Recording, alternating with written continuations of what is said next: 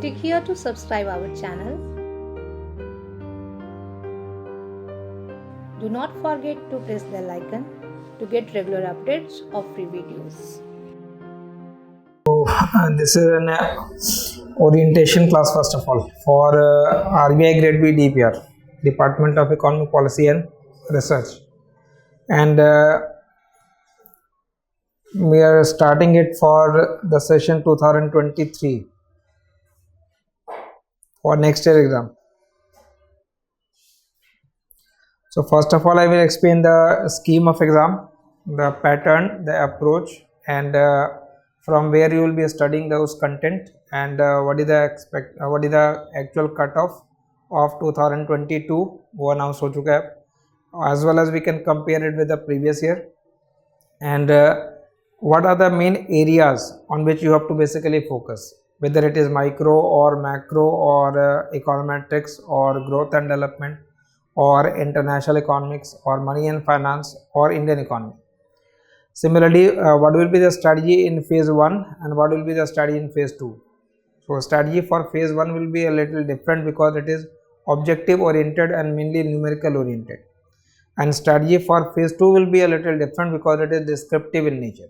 So you have to explain things. 20 marks question will be there, you have to explain a little bit. So your analytical skill will be evaluated, mathematical skill will be evaluated mainly in phase 1, descriptive skill will be evaluated mainly in phase 2, and then the third part will be your interview. So this exam is basically having, we can say, 3 different phases.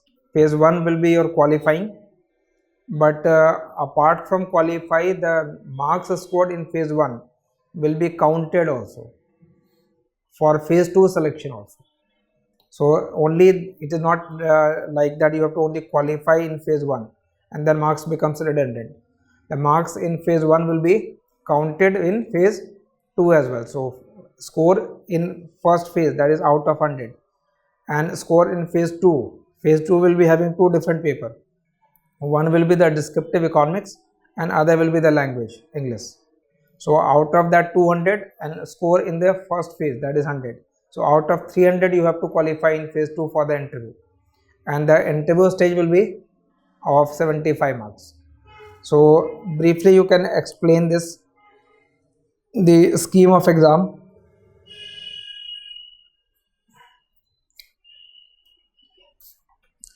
So scheme of exam is phase 1. Phase 1 is only paper 1. Phase 1 is paper 1, and that paper 1 is objective type. Phase 1 is a objective type paper. Phase 1 will be objective type. Now in that objective type paper, the weightage of that phase 1, the weightage of that phase 1 will be 100 marks. It will be 100 marks, but it is not 100 question. It will be 100 marks, but it is not 100 question. Total number of question last year as well as previous year, it was 62. Total number of question was 62. That means there will be question from with a weightage of 1 marks, with a weightage of 2 marks, with a weightage of 4 marks. So there are different weightage or different question. Generally question in 1 marks question will be, you can say, you will not require any calculation. It will be mainly concept oriented and factual question. The question of 4 marks mostly वो econometrics वाले section में है या Solow model के numerical question के अंदर पूछा गया है. You have to calculate steady state, you have to calculate golden rule steady state, you have to calculate the saving rate which will maximize the consumption per worker. So there are different questions, but the main areas will be basically on the solo model. The question on the coordinate model may have a greater weightage in the sense the question could be of the 4 marks. So there are multiple weightage, and for different multiple weightage there will be different marks as well. Plus for multiple weightage there will be in fact a different negative marking also. Negative marking भी uniform नहीं है, it is not that only directly 1/3 का भी है negative और 1/2 का भी है. 4 मार्क्स के क्वेश्चन में 1/2 का नेगेटिव है, मतलब 4 नंबर के क्वेश्चन गलत कर दिए तो -2 हो गया, ठीक है। वैसे 1 मार्क्स का क्वेश्चन है, अगर वो गलत किया then it is -1/3. So this phase 1 which is objective type, I will explain the content for that, but this first phase is basically in terms of question 62 question with multiple weightage and with different negative. 62 marks का जो question होगा इसमें याद रखिए कि इसमें you have to basically explain, that means micro question will be there, macro question will be there, econometrics question will be there, Indian economy के भी कुछ क्वेश्चन होंगे, but they will be factual in nature. Like for example, what is the value of money multiplier in India 2020-21. अब money multiplier का argument आपको मालूम है, theory में आपने पूरा मनी मल्टीप्लायर डिराइव कर रखा है, but they are not asking that money multiplier, what do you mean by that? They are simply asking what is the value of that money multiplier in the Indian economy. You will get that information directly from the economic survey. तो वहाँ सर्वे के अंदर information है वो सारा. Like for example, suppose fiscal deficit, current value of that fiscal deficit, gross fiscal deficit या effective revenue deficit. तो the question may plus the question may have various parts, like 4 or 5 information may be given. Like for example, suppose I frame a question on FRBMA, तो fiscal responsibility budget management act के अलग अलग provisions है, तो when that act was enacted, that is a factual information. Then modification in that, according to FRBMA the revenue deficit must be brought down to 0 और fiscal deficit has to be brought down below 3%. अब वहाँ पे कुछ factual information हो गए, कुछ conceptual हो गए, और फिर ऑप्शन क्रिएट होगा कि out of the above statement 1 and 2 is correct, 1 and 4 is correct, 2 or 3 is correct, or all are correct. That means they will be basically evaluating your factual information skill plus the understanding of the economy as well. So question will be basically from the micro section also. Objective questions like the area below marginal cost curve measures. Now the area below marginal cost curve measure what? Total cost, total fixed cost, total variable cost. What is area below marginal cost curve calculate? Area below marginal cost curve will measure what? Area below marginal cost curve will measure the variable cost, not the total cost. If you add all the marginal cost, you will basically get the variable cost. Variable में fix add करेंगे तो total cost होगा. Plus some equation may be given to you. You may be expected to calculate the shutdown price. So the approach in phase 1 will be basically numerical more. It will be a numerical more. Overall approach of this paper will be basically numerical more and factual less, but factual information will also be there. Now question is how to qualify in this phase 1. The cutoff for phase 1 for this year, just this is for, ये अभी आपके site पे available है, 2022 का cut off है ये, जिसका final result अभी जस्ट अनाउंस हुआ है. Cut off for 2022 for this phase 1 general category 41 out of 100 41. Last year it was 46.67.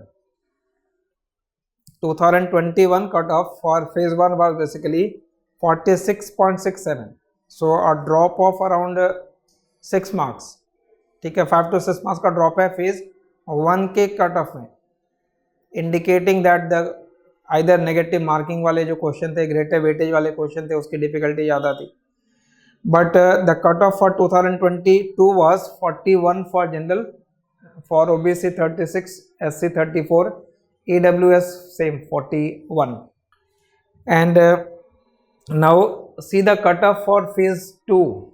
Cutoff for phase 2 will be including the score of phase 1. So out of 300 it is 190.67.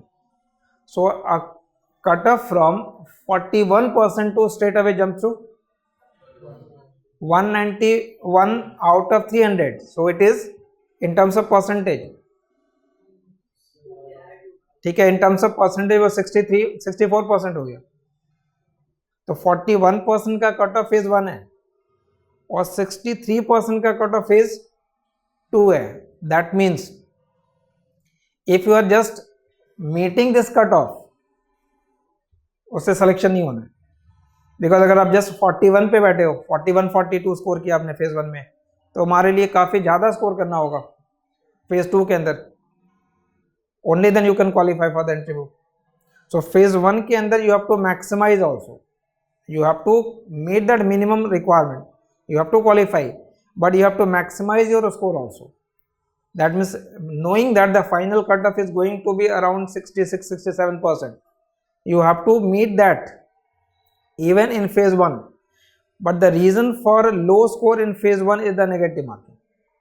phase 2 के अंदर वो negative marking नहीं है, तो phase 1 के अंदर वो negative marking है, इसकी वजह से phase 1 का कट ऑफ लोअर रहेगा हमेशा, बट वहां पे भी आपको मैक्सिमाइज करना है। And previous year it was 164.67, तो ये जो नंबर आप देख रहे हैं 191.67, प्रीवियस ईयर का अगर मैं स्कोर यहाँ पे पैरेलल लिख दूँ तो ये 2021 in phase 1 it was 46.67, in phase 2 164.67। तो ऑल्दो फेज 1 का कट ऑफ डिक्रीज हो गया, बट फेज 2 का कट ऑफ इंक्रीज हो गया, फेज 2 का कट ऑफ हायर है। रीजन है बहुत सारा स्कोर जो अभी बिकॉज रिवील हो जाता है, सारी इन्फॉर्मेशन अवेलेबल है। They have given more marks even in language paper, 75 76 almost 80% का भी स्कोर दिया गया है in even language type paper, और इकोनॉमिक्स के अंदर भी अराउंड 70 के स्कोर हैं। That means you can score more in phase 2 and including the interview it was 255 and previous year it was 236. तो as compared to phase 1 का dip है, but phase 2 और फेज 3 दोनों के लिए कट ऑफ हायर है for the current year 2022। ठीक है, तो ये 255 हो गया आउट ऑफ 375, ये 375 है, 75 का इंटरव्यू। तो out of 100 this is out of 300 and this is out of 375। तो फाइनल कट ऑफ का ध्यान रखना 375 है out of 255 out of 375। So in terms of percentage 375 में 255 है अराउंड, मतलब 2/3 इज रिक्वायरमेंट, एटलीस्ट 66-67% का कट ऑफ फाइनल जाता है। नोइंग दैट 66-67% का कट ऑफ फाइनल है, one requirement will be how much 68 exact. तो आप 68% का अगर कट ऑफ है final, so you have to score more than we can say 68 in particularly phase 2 as well as in interview, and in the first phase में ज़्यादा risk नहीं लेना, because अगर आपने नंबर ऑफ अटेम्प्ट ज़्यादा कर लिया और इनकेस अगर कट ऑफ ही मीट नहीं हुआ फिर तो स्टेज 1 में ही रुक गए। तो फेज़ 1 में आपको थोड़ा रिस्क अवर्स भी बनना है, तो फेज़ 1 की स्ट्रैटेजी थोड़ी सी डिफरेंट होगी। Phase 1 will be to be on safer side. I will say that phase 1, when we explain this phase 1, 62 question है और लास्ट ईयर का 46 था, 2022 में 41 है, उससे पहले 46 है, तो मान के चलो 46-47% कट ऑफ रहता है। मैक्सिमाइज कर लिया, 2-3 नंबर और इंक्रीज हो गया, लेट अस से 50। ठीक है, उससे ज़्यादा का कट ऑफ कभी फेज 1 में नहीं जाएगा, कंसिस्टेंटली वो लोअर देन 50 है। तो आप अगर सेफ स्कोर कर लो 50%, तो फेज 1 में कोई नहीं रुका, what ever be the number of vacancy. Now I will suggest that attempt, number of attempt around 80% of question. ठीक है, बट यहाँ पे परसेंट ऑफ क्वेश्चन का मतलब है यहाँ पे क्वेश्चन का वेटेज अलग अलग है। ठीक है, ये नहीं कि आपने सिर्फ 1 मार्क्स वाले कर दिए, 4 नंबर वाले छोड़ दिए। तो 80% का मतलब वो उसी प्रोपोर्शन में करना है। 80% of question attempt and maintain an accuracy of also 80%। 80% आपने स्कोर किया और 80% की अप्रोक्सीमेटली एक्यूरेसी भी है। यूनिफॉर्म अगर 1/3 का कट ऑफ ले भी 1/3 का नेगेटिव भी ले लेते हो, so you are attempting 80 marks question, maintaining an accuracy of 80%. Suppose negative is 1/3, so how much is your net score? ये एक पहला क्वेश्चन हो गया। पहले 80% you have attempted, 80% is your accuracy, negative is 1/3, 64 आपके करेक्ट हो गए क्वेश्चन। 80 का 80%, 64 करेक्ट हो गए, 16 क्वेश्चन आपके गलत हो गए, तो 5 to 6 मार्क्स आप वहाँ से माइनस कर लो। तो 64 में से भी 6 हटा दिए, 58%। 58% इज गुड इनफ, ठीक है। But you can land up at 58 if you have attempted only 80%, that means you have left 20 marks question, and जो अटेम्प्ट किया उसमें भी 20% गलत किए, then you are landing up at 58। अगर एक्यूरेसी बढ़ जाए तो ऑब्वियसली 60% से ऊपर का स्कोर हो जाता है। तो फॉर फाइनल सिलेक्शन, जिनका भी फाइनल सिलेक्शन है, उनके स्कोर अराउंड 55-56 हैं। Although cut off is 41, but those who are finally selected, they have scored around 55, that is more than 15 phase 1 at least. So attempt at least 80% and maintain an accuracy of 80%, then selection in phase 1 is basically, we can say, guaranteed. Now 80% attempt means you have to cover all the syllabus broadly, completely आपको syllabus cover करना है, including micro, macro. Generally in economics section, micro and macro content is more, and in phase 1 in the mathematical section, econometrics weightage is more. So if you divide this phase 1 just for phase 1 content, for phase 1 content you can say it is one part will be your micro in economics, other part will be macro, then third important part will be international economics, but ज़्यादा question इसमें नहीं होते हैं। Growth and development as compare to that will be more important, and Indian economy question, micro, macro, international economics, growth and development and Indian economy. Generally अगर आप phase 1 phase 2 दोनों को combine करके गए तो they have made a clear cut division. The topic generally ask in phase 1, less ask in phase 2. That means, for example, suppose if they are asking numerical based question in market in phase 1, तो generally market का question phase 2 में missing होगा, ठीक है। उस point को समझिए। Growth and development के अंदर if they are asking growth and Solow model numerical question in phase 1, so they are not asking same Solow model in phase 2 also. तो जो क्वेश्चन फेज 1 के लिए आ रहा है वो आप फेज 2 में एक्सपेक्ट नहीं करोगे। So in micro you divide it into broadly say 3 part. One will be the questions related to market structure, but the focus will be on all numerical part. So numerical part like you must be very thorough with the coordinate model numerical, Burton model numerical, Stackelberg numerical, then pricing strategy, price discrimination, third degree price discrimination. There are other different form, calculating monopoly power and so on. So you must be thorough with the all numerical aspect of the market structure. And then the other important area in micro will be the questions related to the utility function. We can say it as consumer theory. All questions in the consumer theory section. Utility maximizing questions.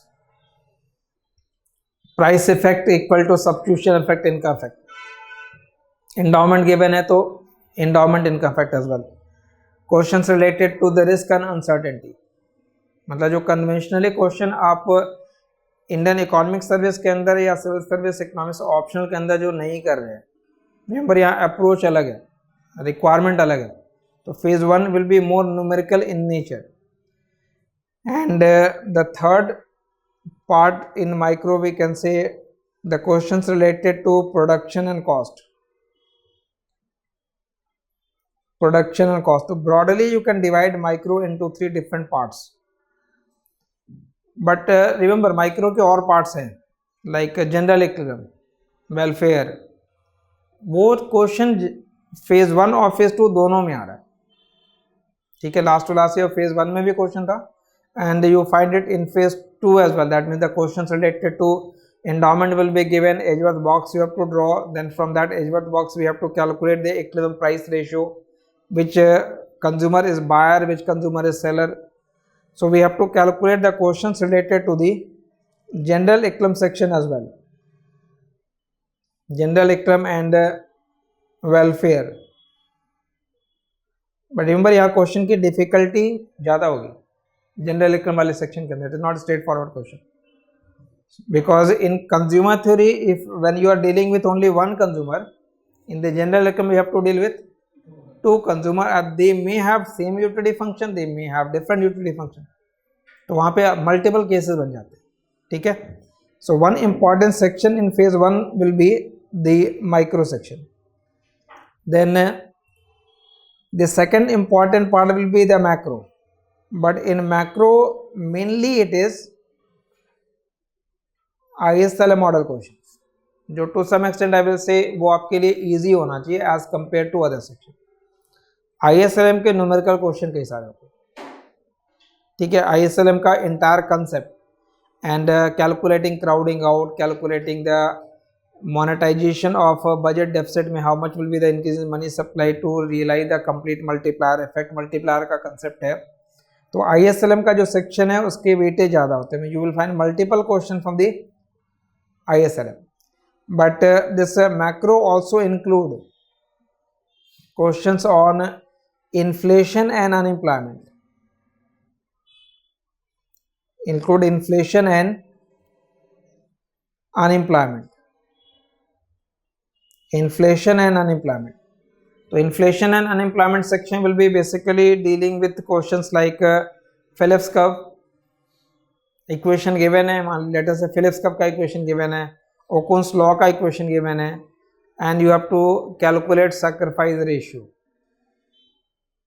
ठीक है, तो in theory you may be knowing the meaning of sacrifice ratio, but here you have to calculate it. वो से आपको calculate करना है.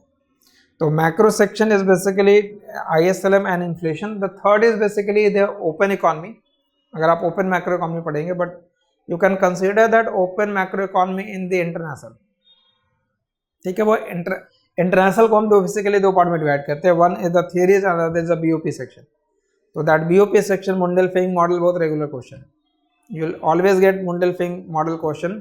Short में objective वाले फेज में भी आएगा, फेज 1 में, और सब्जेक्टिव वाले फेज के अंदर भी है, फेज 2 के अंदर भी है.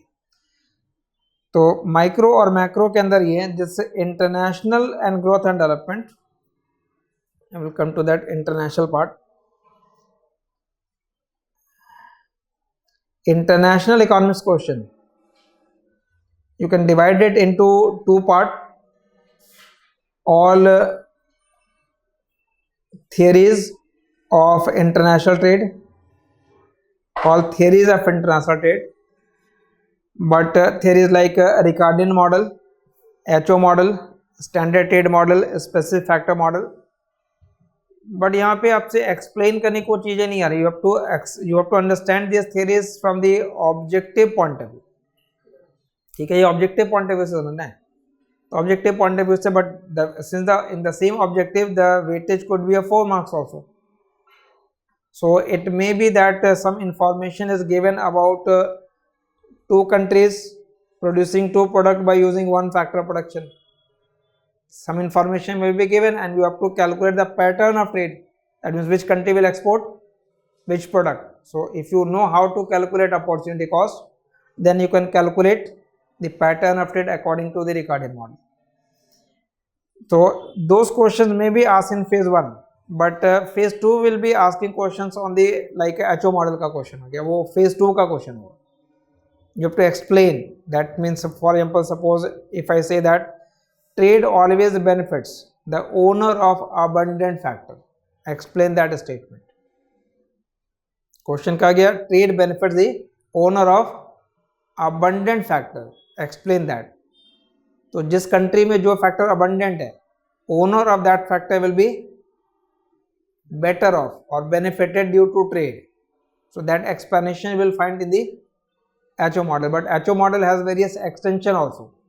Extensions like Stokes-Samuelson theorem, extensions like Ravindra theorem, empirical evidence in the form of Leontief paradox. But those questions will be getting in phase 2 generally, not in phase 1. And the second section is all concept related to balance of payment and foreign exchange market. Concept related to balance of payment and foreign exchange market. Concept related to balance of payment and foreign exchange market. Now this topic of balance of payment and foreign exchange market has various questions in fact, but वो ज़्यादातर question phase 2 में पूछे जाएंगे. Regular question I will say elasticity approach of BOP adjustment, absorption approach of BOP adjustment. Mondelfing model का description ही हो गया complete की that monetary policy is ineffective under fixed exchange rate system with perfect capital mobility, explain that statement. और martial learner condition है, J curve effect है, सॉल्टरसॉन diagram है, custom union के question है. तो जनरली ये बीओपी वाला जो क्वेश्चन है, ये सेक्शन के क्वेश्चन है, वो सेकेंड फेज में है, बट फर्स्ट फेज में you may be getting question from the exchange market. Some information may be given, suppose some price indexes are given and then you have to calculate the exchange rate. Now exchange rate can be calculated in two approach: purchasing power parity, interest parity approach. तो अगर values given होंगे तो calculate कर लोगे. Remember ये सब कुछ हमने थियोरी के अंदर आपने ग्रेजुएशन के लेवल पे या पोस्ट ग्रेजुएशन के लेवल पे पढ़ रखा होगा, या इकोनॉमिक सर्विस के प्रिपरेशन में या ऑप्शन के प्रिपरेशन में किया. बट यहाँ पे आपसे एक्सपेक्टेड होगा कि you have to calculate in phase 1. I will say prices given, you have to find the exchange rate.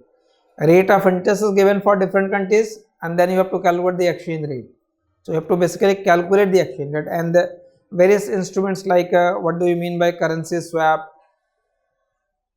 spot rate, forward rate, futures, options. तो उन सब कंसेप्ट से फेमिलियरिटी होनी चाहिए. Clear?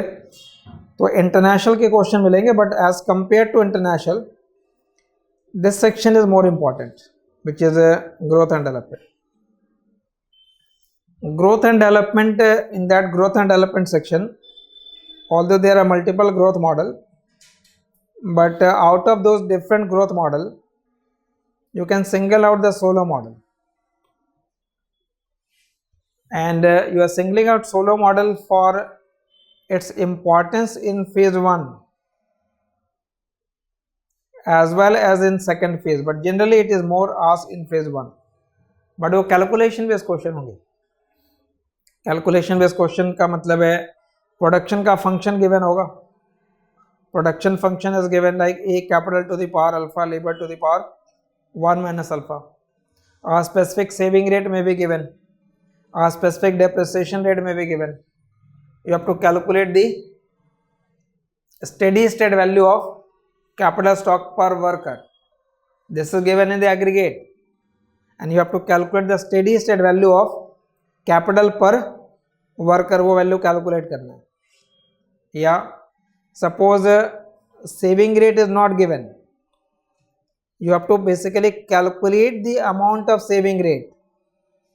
You have to find the value of saving rate where consumption per worker get maximized. That means you have to find that saving rate which will achieve the golden rule steady state. So now question is basically in terms of the numerical. You have to calculate. So this question is a PET question or regular question coming in phase 1 from the solo model. And the other growth models are basically asked in the even numerical question. आपको Harrod Domar के मिलेंगे. Saving rate given है, capital output ratio दिया हुआ है, calculate the GDP per capita growth rate. तो question from the Solow model, Harrod Domar model is coming in phase 1 and the other model like Lewis model, regular question है phase 2 का. ये repeat में stay कर रहा है because you have to very clear which topic is more relevant for phase 1, which topic is more relevant for phase 2, so that accordingly you can design your study कि phase 1 के content में हमें क्या करना है, फेज 2 के content करना है. ठीक है. तो ग्रोथ मॉडल के जितने भी आर्गुमेंट हैं, around we can say maximum 10 to 15 models हैं, अगर आप पूरा का पूरा मॉडल कवर कर लोगे तो भी. तो अगर 10 to 15 मॉडल्स मालूम है और पता है कि फेज 2 के अंदर कम से कम 2 मॉडल आने हैं, फेज 2 के अंदर you have to attempt only 5 question in descriptive. 10 given है, वो सेक्शन वाइज होगा वैसे, मतलब पहले नहीं होता था बट वो लास्ट टाइम से सेक्शन डिवाइड हो गया. मतलब दोनों सेक्शन से, जैसे ऑप्शनल के अंदर पैटर्न होता है, 5-5 क्वेश्चन दिए गए हैं और फिर आपको कम से कम 2-2 क्वेश्चन दोनों सेक्शन से करने, थर्ड क्वेश्चन के लिए फ्री होगा. यहाँ पे कोई कंपल्सरी क्वेश्चन ऑल्दो नहीं बना रहे, but you will be given 10 question, you have to attempt any 5. 20 marks का क्वेश्चन होगा और 100 मार्क्स का वेटेज होगा. Within that there could be A और B part, but mainly 5 question you have to attempt. Out of that 10 you will be getting 2 question from this growth and development section, वो भी model वाले. तो 10-15 models हैं, वो write up आपके पास ready अगर होगा, उसमें से 2 क्वेश्चन आपको मिलने हैं.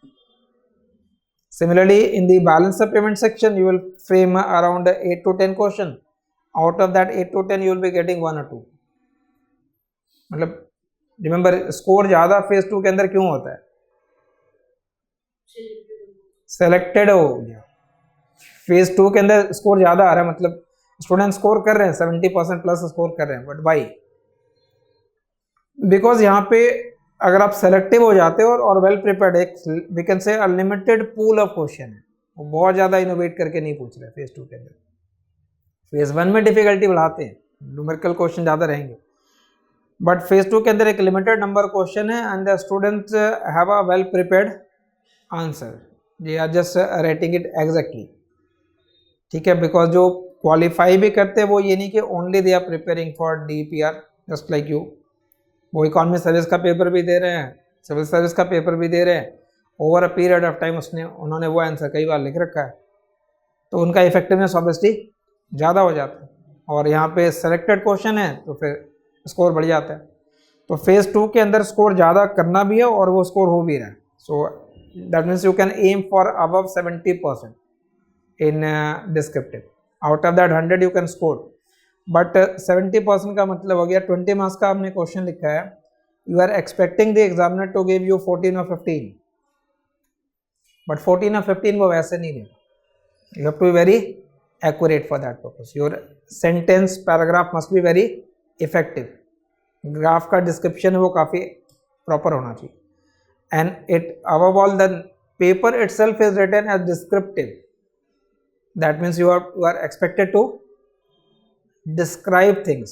It is a more or less we can say essay type answer है. अगर टॉपिक छोटा भी होगा ऐसे का, बट ऐसे जब आप लिख रहे हो तो you have to basically explain, so you are expected to elaborate it. तो ये पेपर का जो पैटर्न है इसको आप ग्रोथ एंड डेवलपमेंट के सेक्शन में and the last section in the Indian economy section we can say for the Indian economy. Indian economy के क्वेश्चन, फैक्चुअल क्वेश्चन फेज 1 के अंदर है बट लिमिटेड होते हैं, not weightage hardly I can say out of 62 question maximum 3 to 4, maximum 3 to 4 question आपको Indian economy वाले section के मिलेंगे, बट वो फैक्ट है. So for this Indian economy section if you just go by the economic survey, और economic survey अगर obviously exam आपका जब शेड्यूल होगा पहले भी है तो उससे पहले आपके पास इकोनॉमिक सर्वे 2022-23 का अवेलेबल हो जाएगा. सो economic survey of 2021-22 right now और सब्सिक्वेंटली फॉर 2022-23. कंप्लीट सर्वे अगर नहीं भी पढ़ते हैं तो उसका जो फर्स्ट चैप्टर है, chapter number 1 state of economy, वो कंप्लीट पढ़ेंगे. ऑलमोस्ट डेटा वहाँ से मिल जाता है, बट प्रेफरेबली आप पढ़ो तो ज़्यादा बेटर है. And in addition to that since RBI का पेपर है देन आरबीआई बुलेटिन, ठीक है। तो आरबीआई बुलेटिन भी अगर आप एक दो देख करके रखोगे तो that will help, you may get some question और you may get some overall approach also, जहाँ पेपर 2 भी लिख रहे, फेज 2 भी लिखोगे वहाँ भी यूज़ कर सकते हैं। तो state of economy in economic survey and the RBI bulletin, ठीक है, इंडियन इकोनॉमी वाले सेक्शन के लिए इंपॉर्टेंट है। तो फेज 1 में ज़्यादा फोकस नहीं करना for Indian economy, just economic survey वाला पार्ट पढ़ लिया दैट विल बी इनफ, या लेक्चर या कंटेंट जो देख लेंगे। Then this will be basically constituting the micro, macro, international growth and development will be constituting almost you can say 60% plus, ठीक है, 60% plus will be the part for phase 1, ठीक है। Phase 1 के जो 100 मार्क्स है इसमें मोर देन 60% आपका ये वाला कंटेंट होगा, remaining will be for the mathematical, and mathematical is mainly you can से the overwhelming question will be related to the stats and econometrics and few may be from the mathematical core mathematical part also, but econometrics का weightage ज़्यादा हो। तो अगर आपने econometrics stats वाला part clear कर रखा है तो, और generally we have found that 4 marks के जो क्वेश्चन है वो ज़्यादा econometrics वाले सेक्शन में पूछे गए, बिकॉज econometrics में ऑब्जेक्टिव बनाना, थोड़ा 1 मार्क्स क्वेश्चन बनाना रिलेटिवली डिफिकल्ट होगा, माइक्रो मैक्रो में थोड़ा अलग अलग क्वेश्चन ईजी होते हैं। So, but they will require some calculation this question. But for the first time in 2022 examination, even in phase 2, although not written, even in phase 2 there was a question on econometrics, ठीक है। phase 2 के अंदर भी econometrics का question है, तो knowing that कि वो क्वेश्चन अब आ गया तो थोड़ा बहुत कंटेंट इवन फॉर phase 2 मतलब उस डिस्क्रिप्टिव टाइप वाले क्वेश्चन के अंदर भी रखेंगे, वो दैट लॉन्ग क्वेश्चन के अंदर भी हो जाए, ठीक है। सो ये आपका ओवरऑल जो कंटेंट इंफॉर्मेशन होता है आरबीआई के साइट से, इसमें कोई फेज 1 अपना क्लियर है, ऑब्जेक्टिव टाइप लिखा है on economics, but although syllabus में ऐसे लिखा रहेगा नोटिफिकेशन के अंदर on economics, but economics is basically including everything, maths, econometrics, everything. And paper 2 is descriptive type on economics, question paper displayed on computer, answer to be written on paper. Question paper is not given to it, will be displayed on computer, but you have to write it on paper. And third, language descriptive to be typed with the help of keyboard, ठीक है। तो वो आपको with the help of keyboard you have to type that.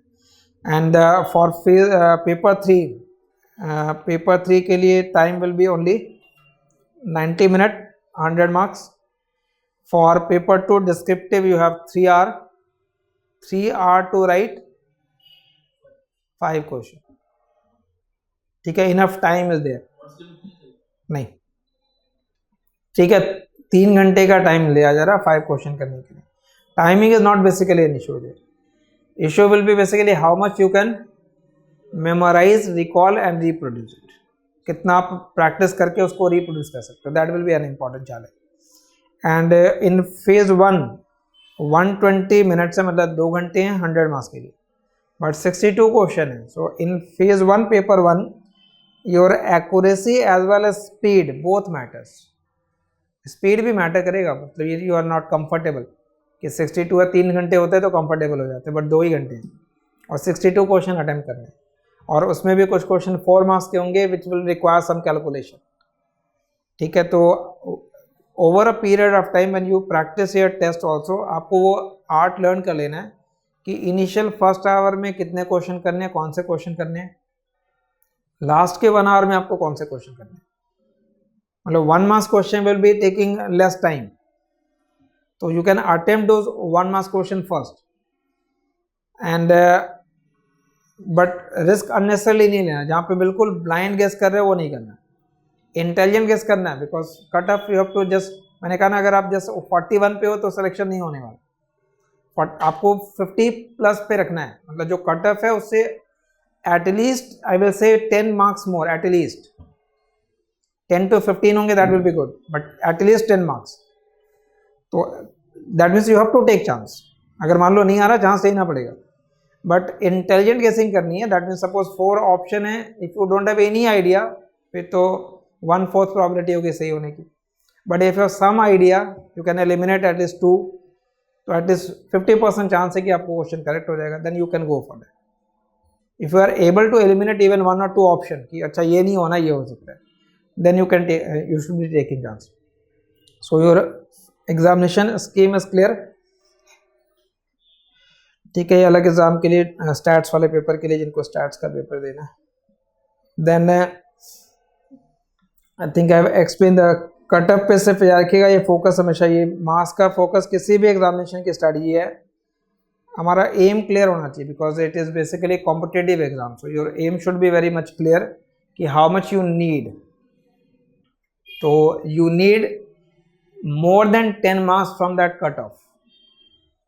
So best score is to be on safe. phase 1 आपका नहीं रुकेगा, 50% से ज़्यादा अगर है तो phase 1 नहीं रुका. ठीक है, क्लियर. और अगर phase 2 की बात करें तो phase 2 के अंदर अब आपको 65% मतलब 2/3 यू कैन से, वहाँ पे भी स्कोर अगर आ रहा है तो वहाँ पे भी नहीं रुकेगा. बट अगर वहाँ पे 50 स्कोर करोगे आउट ऑफ 100 और आउट ऑफ 300 मुझे 2/3 चाहिए, तो फिर ऑब्वियसली फेज 2 के अंदर you have to score in excess of 70. ठीक है, सो पॉसिबिलिटी हमेशा लगेगी, you will always feel comfortable in objective. वहाँ थोड़ा ऑब्जेक्टिविटी ज़्यादा है. एक्यूरेसी अगर सही है और अटेम्प्ट आपने सही कर दिया तो यू कैन मैक्सिमाइज 65-70 आ सकता है उसको, उसमें कोई इशू नहीं है. So descriptive and then the on. So we will be basically providing this lecture for your phase 1, for phase 2, and we have also provided the interview guidance for this phase 3, that is interview stage. ठीक है, अभी current जो result है उस current result में interview stage पे we have in fact 9 students. Out of that 7 have already qualified. So a good percentage. 24 आपके total selection ही होते हैं including all the categories. Out of that a weightage of 1/3 यहाँ से clear है. But interview वाले stage में बहुत rarely कोई स्टूडेंट रुकेंगे. अगर आप गाइडेंस मतलब उसमें अगर आप गाइडेंस आपको मिल जाती है तो आउट ऑफ 75 वहाँ पे 45, 50, मोर देन 50 का भी स्कोर है. You can maximise there as well. ठीक है, this is all about I can say for the scheme of exam. Now related to the lecture,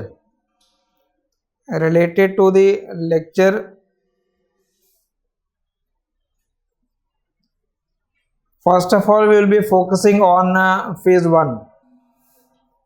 ठीक है, इनिशियल जो क्लास होगी वो ऑर्गेनाइज होगी इस फॉर्म में कि फेज 1 का कंटेंट आपका होगा. But I am not saying that complete content phase 1 होगा तभी फेज 2 होगा, because you have to prepare both. reason the gap between phase 1 and phase 2 is less than a month. phase 1 का paper जब होगा और phase 2 का जो paper होगा उसके बीच जो गैप होगा वो less than a month है. that means phase 1 आपने पेपर दे दिया, रिजल्ट अराउंड वीक 10 डेज में आ जाता है. ठीक है, बट ओवरऑल जो गैप होगा वो less than a month है. so you cannot rely on that period for preparation of phase 2. so you have to prepare phase 2 in advance also. But the focus will be initially जो आप lecture यहाँ से होगा उसमें initial focus will be on phase 1. तो phase 1 का मतलब हो गया the initial lecture will be organise in such a way that all objective type question will be explain first, whether it is for micro, macro, international, growth and development, Indian economy, और obviously phase 1 के अंदर complete maths लेना है. तो complete maths एक stats वाली lecture हो जाएगी फेज 1 के लिए. But we will start phase 2 simultaneously. But you can say around 50-60% phase 1 complete करने के बाद ही फेज 1-2 की क्लास स्टार्ट करेंगे. फेज 1 के जो क्लासेस होंगे, लेट अस से if you design a total number of lecture of around 100 for phase 1 and phase 2, out of that if you divide it around 50-50 और इट कुड बी मोर, तो ये 50% जो content हो जाएगा वो फेज 1 के लिए हो जाएगा. तो फेज 1 की मेजॉरिटी क्लासेस होने के बाद then will start with phase 2 also simultaneously. मतलब लाइक लैंग्वेज वाली क्लास है या डिस्क्रिप्टिव में ग्रोथ एंड डेवलपमेंट की क्लास है, there are. So will be first of all initiating with that and a total number of 100 lecture you can expect in this DEPR. And weekly around 3 to 4 lecture scheduled, 3 to 4 lecture weekly, because the timing of this exam generally जो schedule time होता है वो फरवरी मार्च का ही होता है, और जो last year it was late. अगर फरवरी मार्च के अंदर होगा तो फिर दिसंबर एंड तक नोटिफिकेशन आ जाएगा. यूजुअल टाइमिंग उसका फरवरी मार्च का ही है. लास्ट ईयर वो लेट हुआ था, मई जून के अंदर एग्जाम हुए थे. बट अगर मान लेते हैं कि अब स्ट्रीमलाइन हो जाएगी सारी चीज़ें, वो ड्यूरिंग कोविड अफेक्टेड पीरियड हो गया वो. अब अगर स्ट्रीमलाइन हो जाएगी फरवरी मार्च के इतना एक्सपेक्टेड होगा, फिर तो दिसंबर एंड तक you will be getting a notification. After that will increase the class, but जब तक नोटिफिकेशन नहीं आती है for during that period 3 to 4 lecture will be scheduled, and it will be basically a combination of two types of lecture. One section will go on with the micro macro, that is economics. Another will be the maths. वो दोनों एक साथ चलेंगे. ठीक है, micro macro मतलब economics will be one. That means say if we schedule 2 lecture for economics, we can schedule 2 lecture for the econometrics section. ठीक है, and in addition we will be having the test. So in that test series, in fact overall 10 tests will be scheduled. 10 tests will be scheduled, and out of that 10 tests, 5 tests will be for phase 1. Phase 1 के अंदर 5 test होंगे. Phase 2 will have in fact 2 paper, descriptive economics and the language. For language there will be 1 test, but the remaining will be for economics. Economics के 4 हो जाएंगे और language वाली 1 हो जाएगी. So for phase 2 also there will be 5 test, but that test will be included in your lecture. ठीक है, वो टेस्ट आपके लिए इंक्लूडेड होगा, या जिनको लेक्चर नहीं करना या जिन्होंने पहले कर रखा है, if they want only for test they can take only test. ठीक है, तो I think I have explained everything related to the scheme.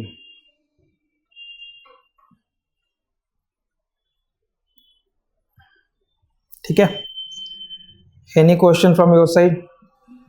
Cut off वगैरह क्लियर है? ठीक है, स्कीम क्लियर है. फेज 1 में क्या करना है वो मालूम है. फेज 2 के अंदर क्या रिक्वायरमेंट है that you no.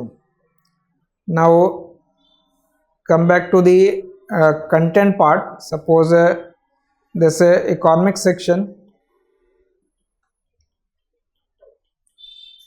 we start with micro or macro.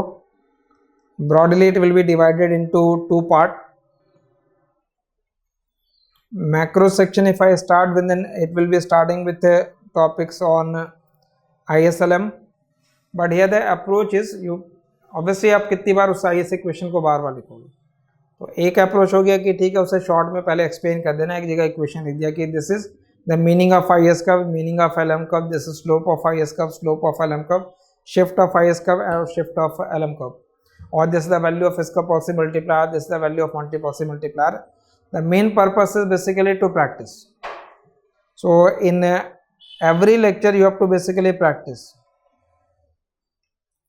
ठीक है, practice will be basically a key, and for practice purpose will be providing you these type of problem set in every lecture. ठीक है, just for example ये problem set आपको basically मिलता रहेगा. ये 23 के लिए रिवाइज होकर के आपको मिलेगा क्वेश्चन के फॉर्म में. बट कुछ क्वेश्चन जैसे for example, that means in every class you will be basically attempting around 20 practical questions apart from the concept. जो concept है वो करोगे और उसके साथ 20 क्वेश्चन every क्लास के अंदर वो कर रहे हैं. तो if in phase 1 there will be 50 lecture और 50 lecture के अंदर आपने अगर 20 क्वेश्चन कर रखा है तो अराउंड 1000 क्वेश्चन आपने प्रैक्टिस किया हुआ उसका. ठीक है, openly questions are not available. तो जो भी क्वेश्चन अवेलेबल होते हैं they are basically memory based. Clear? तो मेमोरी बेस्ड क्वेश्चन है, exact paper are not there, but in this I will be including question from various sources. Like you will find very good question from the IIT JAM economics.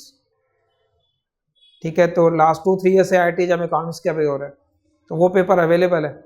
If you see those question they are very good. बहुत similar यहाँ से question बनेंगे और उसकी जो आप कह सकते हो क्वेश्चन का जो स्टैंडर्ड और लेवल है वो भी काफ़ी हायर होता है. ठीक है, तो IIT जैम वाले क्वेश्चन को भी रेफर करोगे, लास्ट 2-3 ईयर के पेपर अवेलेबल है. एंड हाँ, वो वाले क्वेश्चन भी कह रहा. तो आपको क्वेश्चन का बेसिकली यहाँ पे स्टैंडर्ड मेंटेन करना है.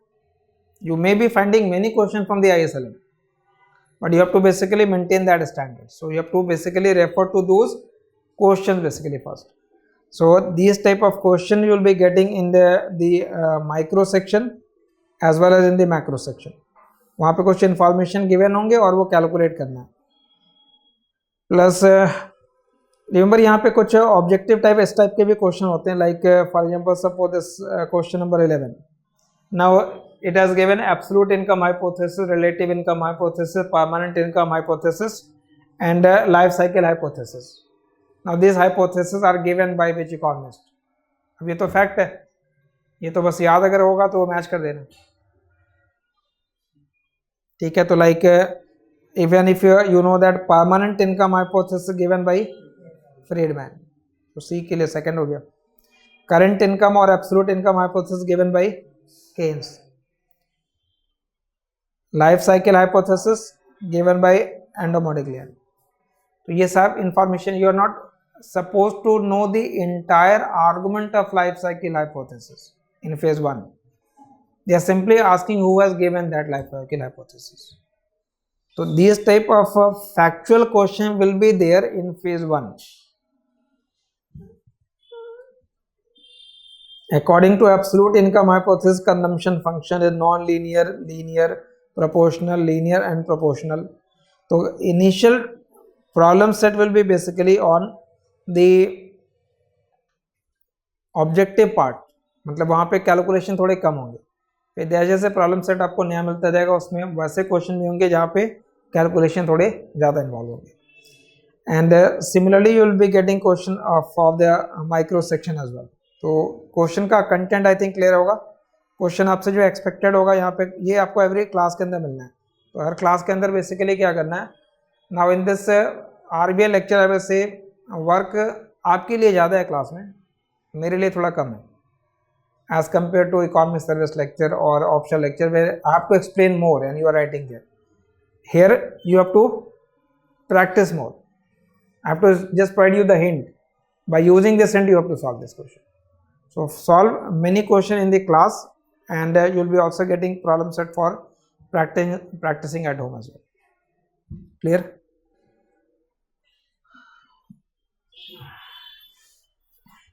So you can start with some with just for beginning this orientation class. I can just start with say macro section. And in a macro section it is mainly an ISLM model. So in the ISLM model you are basically supposed to be familiar with the argument of IS curve and the argument of LM curve. Argument of IS and the argument of LM curve, you must be only should be familiar with that. Now IS curve, as you know, is representing the product market equilibrium, and LM curve, as you know, is represent money market equilibrium.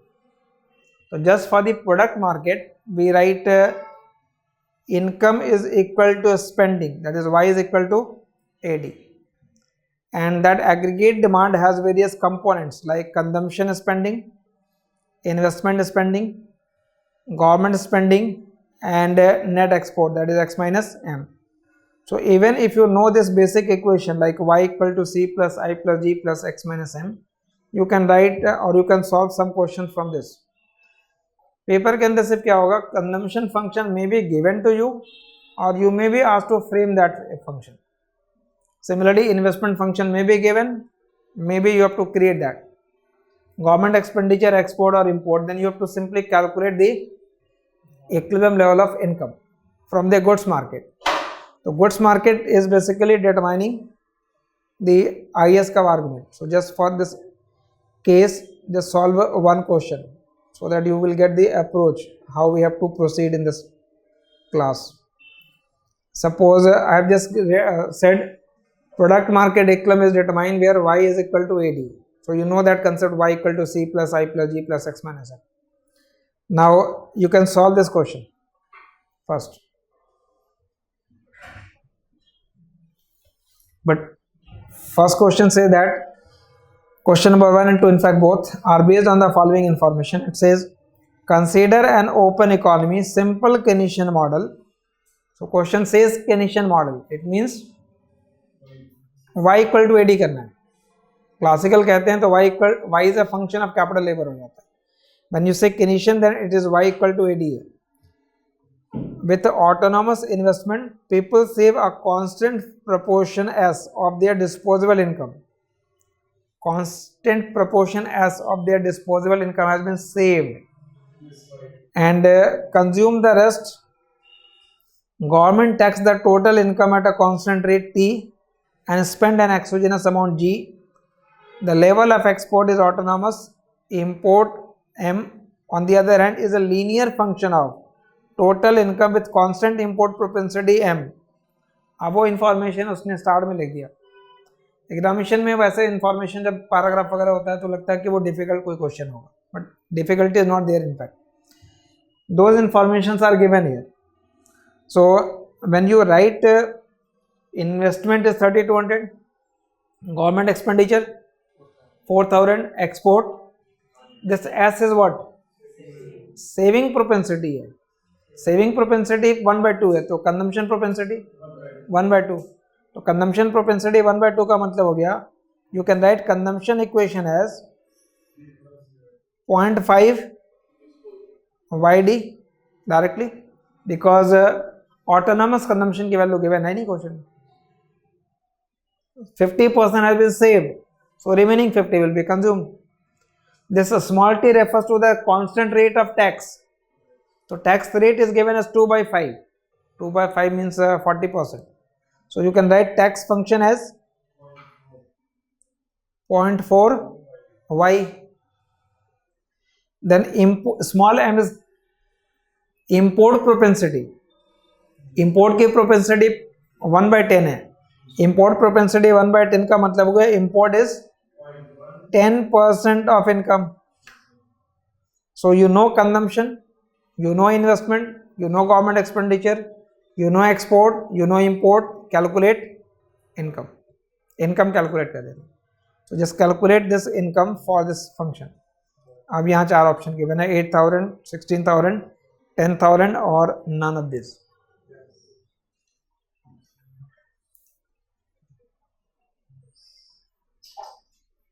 ठीक है, income calculate करनी.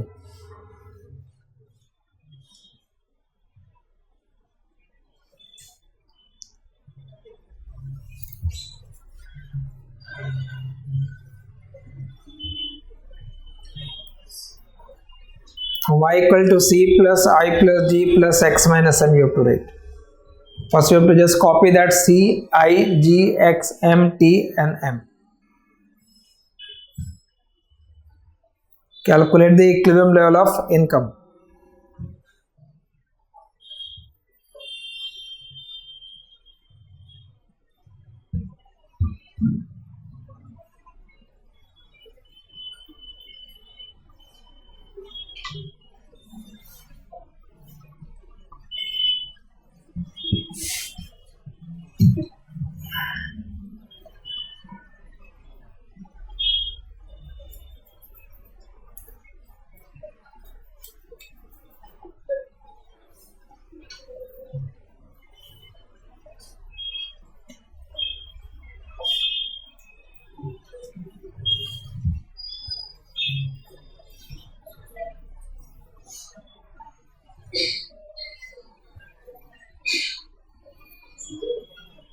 ठीक है, to basically write y equal to c plus I plus g plus x minus m.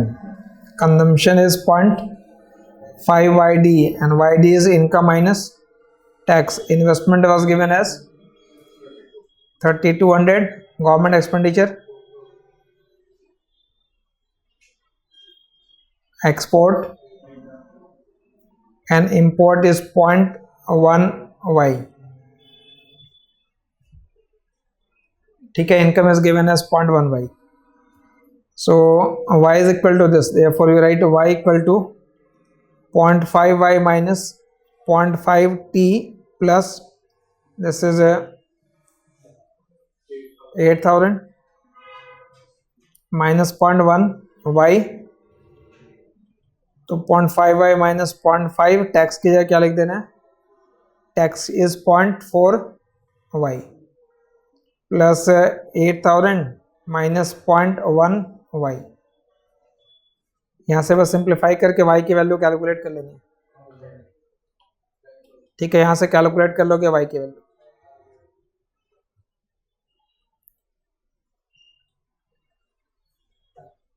अब question के अंदर difficulty नहीं है, so you may expect this weightage of only 1 marks, but it will take some time.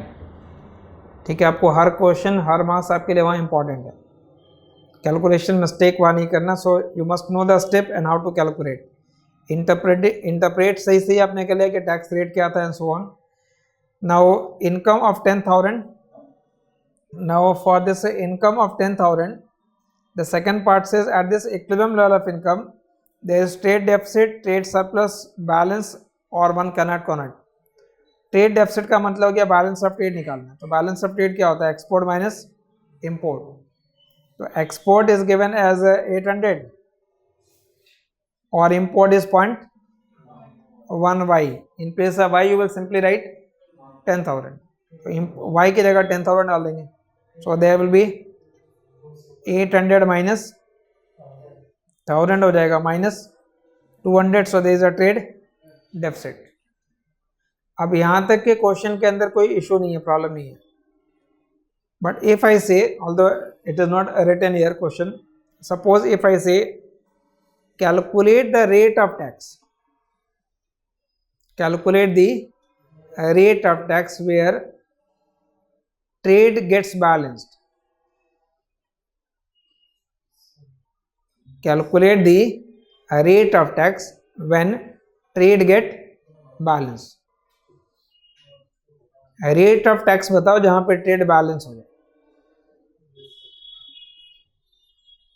तो rate of tax का मतलब हो गया आपको अब ये वैल्यू गिवन नहीं है, आपको इसकी नई वैल्यू बतानी है. तो इस नई वैल्यू को बतानी है तो वहां पे ट्रेड, वहां पे क्या होना चाहिए, जहां पे ट्रेड बैलेंस हो जाना चाहिए. ट्रेड बैलेंस हो जाना चाहिए.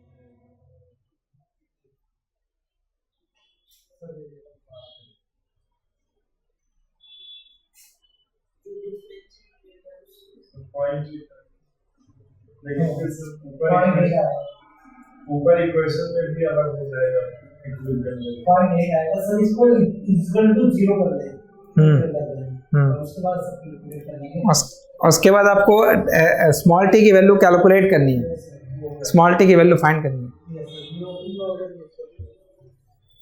ठीक है, ये क्वेश्चन आप अलग से प्रैक्टिस कर सकते हैं. वैसे सपोज क्वेश्चन कह रहा है what will be the rate of tax when government budget get balanced. Government का बजट बैलेंस हो जाए. तो गवर्नमेंट का बजट कब बैलेंस होगा, when government expenditure will be equal to overall tax. But what will be the rate at which the budget will get balanced, or what will be the rate when trade is getting balanced. तो question के अलग अलग variation possible है. Now for different variation of question based upon that same concept you can solve the next 2 question also.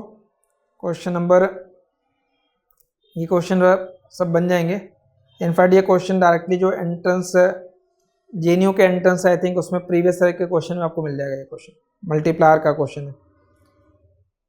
Out of that 1 question is important here, like if you can just refer to this. इसमें कहा गया कि investment की value 1000 है, consumption expenditure satisfy the following equation. Consumption is a function of current disposable income, no problem. If disposable income is 0 then consumption is 500. Income 0 है तो consumption 500 है, that means autonomous is 500.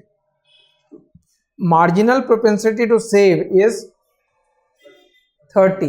So consume is तो consumption का function हो जाएगा 500 plus 0.7 YD, ये हमारा consumption function हो गया। इन्वेस्टमेंट की वैल्यू गिवन है 1000, तो अगर इन्वेस्टमेंट की वैल्यू गिवन है 1000 plus suppose government collect a direct tax revenue equal to 15% and make a transfer equal to 750. So government is collecting a tax 15% of income. 15% of income, that means it is 0.15 Y, and government is making a transfer of 750. Government making a transfer of 750. तो सी मालूम है, investment मालूम है, tax मालूम है, transfer मालूम है। You have to calculate basically multiplier value. Multiplier बता देना और इनकम बता देना. So what will be the value of multiplier from this equation? Value of multiplier. अब यहाँ पे multiplier आप पूरा derive भी कर सकते हो, requirement लेकिन नहीं, objective question है, you have to save time also. So if you know simply the value of multiplier, you can just apply that concept. Is 1 upon 1 minus c plus small c into t.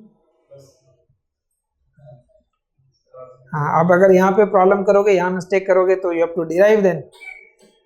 तो if you know कि कोई function unusual नहीं दिया हुआ था, investment autonomous, consumption autonomous, induce both, tax induced, then transfer only autonomous.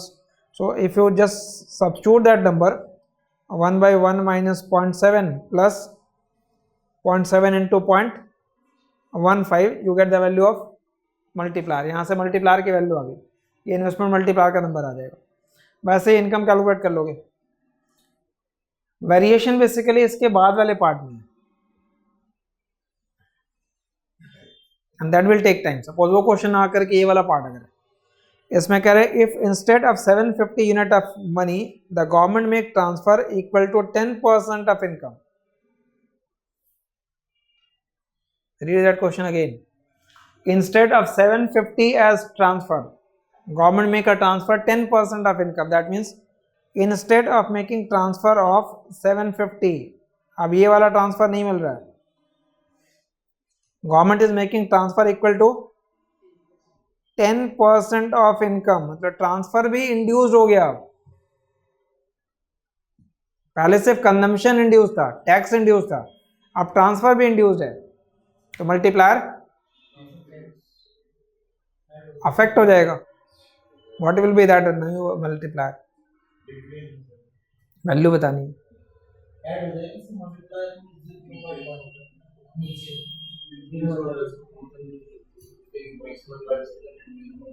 Formula बता दो. 1/1 minus C plus C T तो ऑलरेडी है, उसमें क्या करना है?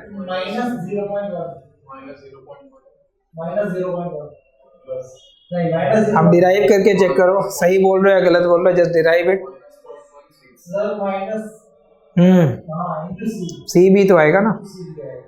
ठीक है, तो यहाँ पे आपको थोड़ा ध्यान रखना है, बिकॉज अब यस जहाँ पे थोड़ा कंसेप्ट लगना शुरू होगा वहाँ मार्क्स का वेटेज भी बढ़ जाएगा, और मिस्टेक करेंगे तो नेगेटिव भी बढ़ जाएगा. दोनों चीज़ें होंगी, वेटेज भी बढ़ना है प्लस नेगेटिव भी बढ़ना है. वन करेक्ट और वन इनकरेक्ट में सिर्फ उस मार्क्स का गैप नहीं होता है. सपोज 4 नंबर का क्वेश्चन आपने एक गलत कर दिया, तो एक तो 4 नंबर वो मिला नहीं, नेगेटिव 2 और हो गए, तो इफेक्टिवली 6 मार्क्स का डिफरेंस हो गया जस्ट इन वन क्वेश्चन. मतलब सिग्निफिकेंट डिफरेंस हो जाता है वैसे क्वेश्चन. अगर 4 नंबर का एक मेजर क्वेश्चन आपसे गलत हो जाता है, then rather than getting that 4 negative 2 हो गया, 6 मार्क्स का गैप हो गया. Very difficult to meet that gap in a competitive exam, because you are committing that mistake, others may not be committing that mistake. तो आपको ऐसे question में क्या करना है, टाइमिंग वहाँ पे कोई बहुत मेजर कंस्ट्रेंट नहीं है. If you have any doubt just give some time to derive, and when you derive that concept I will simply say C plus आई लिखा. बस सी की जगह हमने सी bar plus small C Y D लिखते हैं, income minus tax plus transfer कर दिया, और इन्वेस्टमेंट की वैल्यू यहाँ लिख दी. ये C bar plus small C Y minus small C T plus small C R हो गया. इन्वेस्टमेंट ऑटोनॉमस है, C bar plus small C Y minus small C T की जगह टैक्स का फंक्शन लिखा, टी की जगह आपने टैक्स का फंक्शन लिख दिया। अगर पूरा ऑटोनॉमस होता भी तो कोई प्रॉब्लम नहीं है। और अब ट्रांसफर की जगह भी क्या करेंगे, ट्रांसफर में भी ऑटोनॉमस हो सकता है और इंड्यूस भी हो सकता है, स्मॉल आर वाई कर दिया, प्लस इन्वेस्टमेंट की वैल्यू ऐड कर दी इसमें। तो एक नया पैरामीटर आ गया अब यहाँ पे। तो न्यू पैरामीटर जब आ जाएगा तो इसमें क्या करना है आपको, अब C bar plus small C Y minus small C T minus small T Y plus C R plus small C into small R Y, ये ध्यान देना आप। तो ये सब कुछ वाई के बराबर है। तो अब मैं अगर सिंपली शिफ्ट कर दूं सारे वाई वाले टर्म लेफ्ट साइड, तो क्या होने हैं, ये नंबर चला गया left side minus C Y, फिर ये वाला नंबर गया plus small C T Y और सी आर वाई, बट वहाँ sign minus C R Y चला गया। और जो ऑटोनॉमस रह गए वो सारे C bar minus C T bar plus C R plus I bar. यहाँ से y कॉमन ले लिया, 1 minus C plus C T plus C R हो गया, that will be equal to this.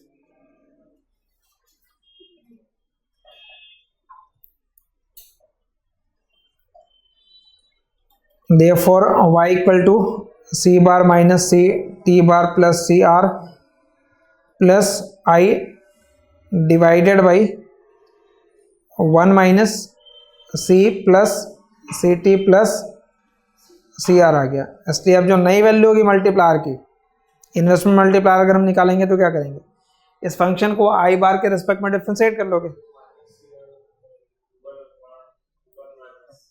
Minus आएगा, माइनस सी आर आना है, ये प्लस सी आर, यहाँ पे वैल्यू ये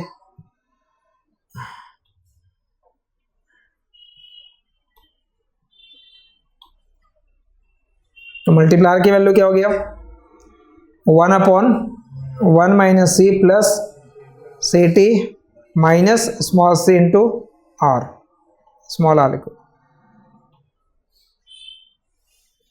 ठीक है।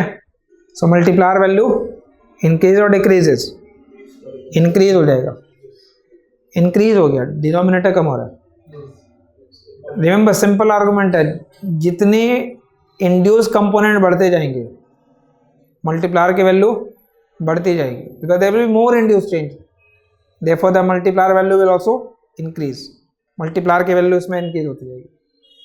Now these type of questions you may be expecting, तो यहाँ पे क्वेश्चन के वेरिएशन बेसिकली करना ये, now they basically require practice, practice में अगर हो तो पेपर के अंदर क्लिक हो जाएगा, बट अगर प्रैक्टिस नहीं करो क्वेश्चन का और वहाँ पे एक्सपेक्ट करेंगे बने तो फिर डिफिकल्टी है। सो इस क्वेश्चन के अंदर आपको अलग अलग क्वेश्चन अटेम्प्ट करेंगे, फर्स्ट सेट आपको भी मिल जाएगा, इसको आप ट्राई कर सकते हो, इसमें जितने क्वेश्चन आपसे बनते हैं, but it is not that कि क्लास के अंदर ओनली आपको सिर्फ प्रॉब्लम ही करने, because some of the student may be knowing the concept, some may not, so I will explain the concept also briefly, but वो complete detail approach यहाँ पे थोड़ा अलग होगा क्लास को कराने का। the focus will be basically on the calculation based question, calculation वाले क्वेश्चन पे आपके ज़्यादा होंगे, like माइक्रो के कुछ क्वेश्चन भी होंगे सेपरेट।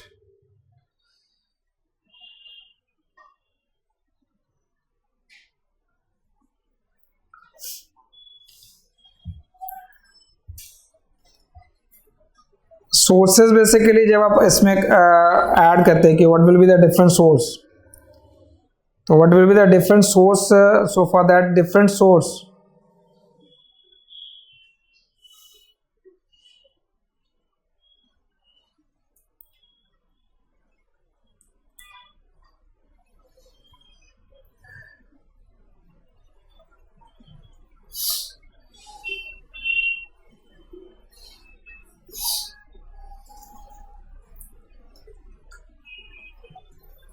ठीक है, जैसे माइक्रो का प्रॉब्लम सेट वगैरह होगा तो उसके अंदर शॉर्ट क्वेश्चन और ग्रेटर वेटेज वाले क्वेश्चन जो होंगे वो और भी होंगे।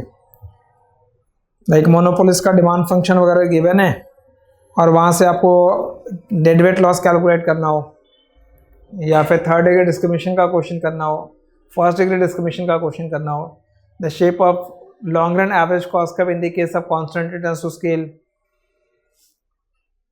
कांस्टेंट रिटर्न्स टू स्केल में long run average cost curve का shape, long run average cost curve in the case of constant returns to scale. You won't get a question easy than parallel track success. Due to increasing returns it decline, due to decreasing it increases, so for constant it will remain same. ठीक है, तो इस form के question है, plus marginal cost curve का intersect average cost curve, तो easy part हो जाएगा। इसमें डिमांड फंक्शन गिवन होंगे या इनपुट मार्केट का क्वेश्चन होगा, इसके भी क्वेश्चन काफ़ी होते हैं। फर्म का प्रोडक्शन फंक्शन गिवन है and the commodity sell at a price of 150 per unit, wage rate is 75, find out the profit maximizing quantity of labour. They are not asking profit maximizing output, they are asking profit maximizing labour. तो profit maximizing quantity of labour calculate करना। इन सब question का actual में practice require होना चाहिए। That means if you right the profit equation, तो profit equation actual में क्या लिखोगे?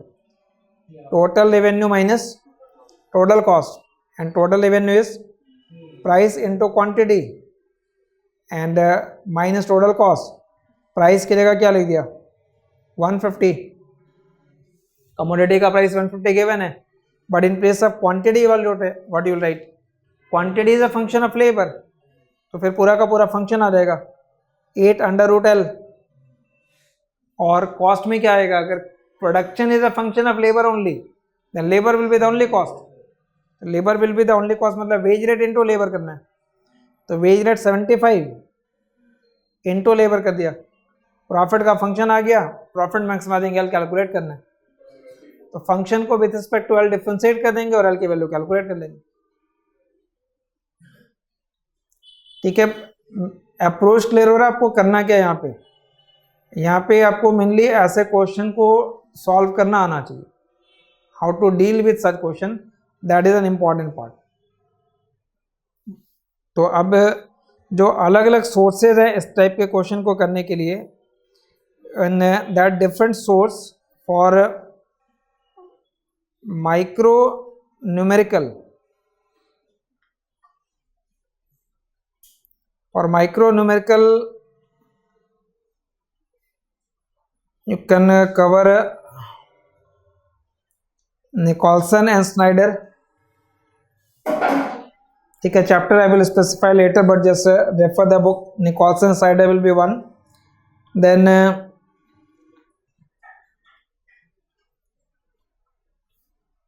Hall-Varian का वर्कबुक, वर्कआउट।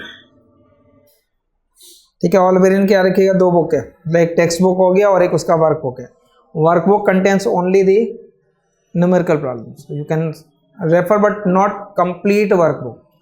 कंप्लीट वर्कबुक में अराउंड 35-38 चैप्टर है, and for you it will be I think maximum 10 chapter will be important, not more than that. So I will specify those chapters. So Nicholson Snyder will be one, and Hall-Varian. Apart from that, in micro you can read Rubinfeld-Pindyck, but Rubinfeld-Pindyck add कर सकते हो।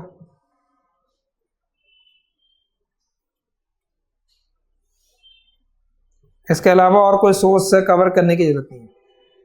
In the micro section, you will be able to solve all the numerical based question from these 3 sources. ये थोड़ा ज़्यादा technical होगा Nicholson Snyder के back वाले जो क्वेश्चन होंगे एज कम्पेयर टू वेरिएंट, और Rubinfeld will be a little easier as compare to Varian. In the macro section for ISLM question Dornbusch and Fischer, ये तो कंसेप्ट के लिए हो जाएगा। डॉर्नबस एंड फिशर कंसेप्ट के लिए मैक्रो की एक बुक है बाय शॉम सीरीज की, बट बहुत डिफिकल्ट क्वेश्चन नहीं है वहाँ पे, इसलिए बस रेफर कर सकते, but there are some objective question there. Schaum series inflation related जो क्वेश्चन है, for that purpose you can refer Blanchard for inflation related question. Classical वगैरह के क्वेश्चन ज़्यादा नहीं होते, तो यू मे इग्नोर फ्रॉइन.